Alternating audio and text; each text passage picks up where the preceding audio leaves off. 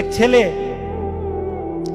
তার বাবার কাছে সাইকেল চায়, তার বাবার কাছে সাইকেল চায়, বাবা আমাকে একটা সাইকেল দাও। বাবা ছিল স্কুল মাস্টার, তো বাবা স্কুল মাস্টার, তার বেতন কি, সে কিভাবে সাইকেল কিনে দিবে?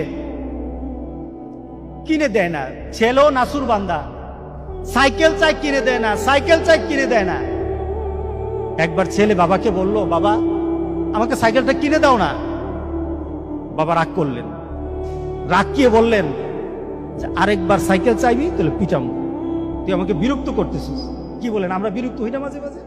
সন্তান যদি বেশি আমার ক্ষমতার বাইরে যদি সন্তান কিছু চায় তাহলে আমরা বিরক্ত হয়ে যাই। আরেকবার চাইবি তাহলে পিটা দেবো, তাহলে মাইর দেবো তোকে, তুই আমাকে বিরক্ত করতেছিস। সন্তান বারবার চাওয়ার কারণে বাবা বিরক্ত হয়ে গেল। সন্তান কিন্তু রাসূল বলে, সন্তান বাবার দিকে তাকিয়ে করুণ সুরে কাঁদতে কাঁদতে বলল, বাবা তুমি ওকে মারবা? তুমি ছাড়া আমি কার কাছে চাইবো বলো? তুমি ছাড়া তো আমার আর চাওয়ার জায়গা নাই। তুমি আমার আব্বা, এছাড়া আমি কার কাছে চাইবো? যাওয়ার ক্ষমতাও যদি তোমার থাকে তোমার কাছে চাইবো, না চাইলে চিঠো তোমার কাছে চাইবো। আমি কার কাছে চাইবো বলো? তুমি আমাকে ফিরিয়ে দিবা, কিন্তু আমি ফিরিয়ে দিলে দিতে পারো, কিন্তু আমি কার কাছে চাইবো? আমার তো তুমি ছাড়া কেউই নাই। বাবার সাথে সাথে ছেলেটাকে বুকের মধ্যে আঁকড়িয়ে ধরলেন।